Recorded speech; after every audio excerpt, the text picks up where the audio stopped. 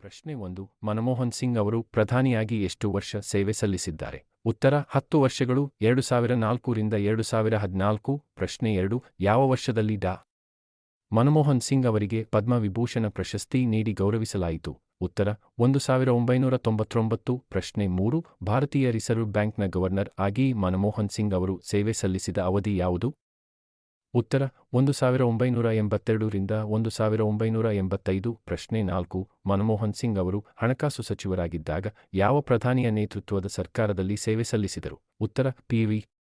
ನರಸಿಂಹ ರಾವ್. ಪ್ರಶ್ನೆ 5. ತಮ್ಮ ರಾಜಕೀಯ ಜೀವನದಲ್ಲಿ ಮನಮೋಹನ್ ಸಿಂಗ್ ಯಾವ ರಾಜ್ಯವನ್ನು ಪ್ರತಿನಿಧಿಸಿ ರಾಜ್ಯಸಭಾ ಸದಸ್ಯರಾದರು? ಉತ್ತರ ಅಸ್ಸಾಂ. ಪ್ರಶ್ನೆ 6. ಮನಮೋಹನ್ ಸಿಂಗ್ ಯಾವ ಅಂತಾರಾಷ್ಟ್ರೀಯ ಸಂಸ್ಥೆಯಲ್ಲಿ ಭಾರತವನ್ನು ಪ್ರತಿನಿಧಿಸಿ ಮುಖ್ಯ ಆರ್ಥಿಕ ಸಲಹೆಗಾರರಾಗಿ ಕಾರ್ಯನಿರ್ವಹಿಸಿದ್ದರು? ಉತ್ತರ ಅಂತಾರಾಷ್ಟ್ರೀಯ ಹಣಕಾಸು ನಿಧಿ (IMF). ಪ್ರಶ್ನೆ